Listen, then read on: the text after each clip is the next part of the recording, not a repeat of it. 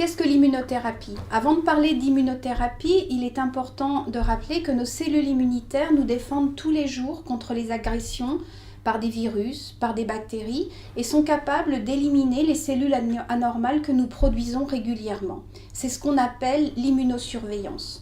Cependant, de temps en temps, notre système immunitaire perd la bataille. Et il existe aujourd'hui des thérapies révolutionnaires qui permettent de réactiver le système immunitaire, et ce sont les immunothérapies. Donc les professeurs James Allison et Tasuku Honjo sont les lauréats du prix Nobel de médecine 2018 pour leur découverte d'un traitement du cancer qui permet de rééduquer le système immunitaire des patients.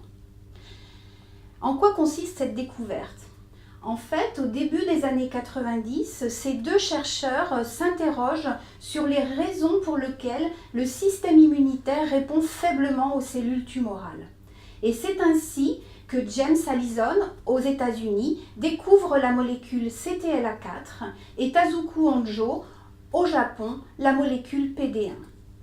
Ces deux signaux sont exprimés par des lymphocytes activés normalement, afin de stopper la réponse quand celle-ci n'est plus nécessaire. C'est ce qu'on appelle un point de contrôle. En quoi cette découverte a-t-elle révolutionné la médecine ? Les cellules cancéreuses détournent en fait ces points de contrôle pour endormir les cellules de notre système immunitaire. Ceci permet ainsi aux cellules cancéreuses d'échapper aux cellules tueuses, de se multiplier et d'envahir notre organisme. Les découvertes de James Allison et de Tasuku Honjo ont permis de développer des médicaments qui empêchent les cellules cancéreuses d'interagir avec ces points de contrôle. Les immunothérapies basées sur les traitements anti-CTLA4 et anti-PD1 ont déjà permis de guérir des patients qui sont atteints de cancers très agressifs, mortels comme les mélanomes, les cancers du poumon et aussi actuellement les cancers de la tête et du cou. Donc on parle vraiment d'une révolution dans le traitement des cancers.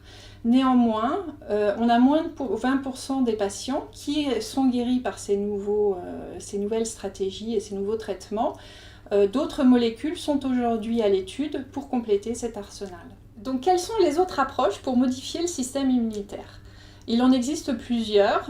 Il y a notamment certaines molécules qui sont en cours d'étude et qui ciblent d'autres points de contrôle que CTLA4 et PD1. Dans ce domaine, notre laboratoire a identifié un nouveau point de contrôle, LLT1-CD161. Ceci a fait l'objet d'un dépôt de brevet. D'autres stratégies sont aussi à l'essai pour renforcer le système immunitaire. Donc on a par exemple l'injection de CAR T-cells. Ces cellules T, ce sont des cellules tueuses modifiées génétiquement qui sont injectées aux patients pour éliminer les cellules cancéreuses. Des essais cliniques en cours sont prometteurs et notamment dans le traitement des leucémies.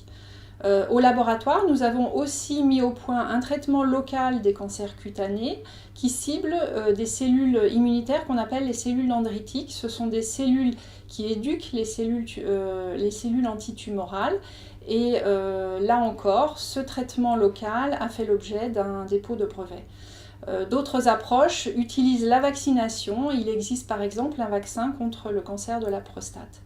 Et toutes ces approches d'immunothérapie sont vraiment une révolution dans le traitement des cancers, mais aussi on parle maintenant de leur utilisation dans le traitement aussi d'infections et de maladies auto-immunes.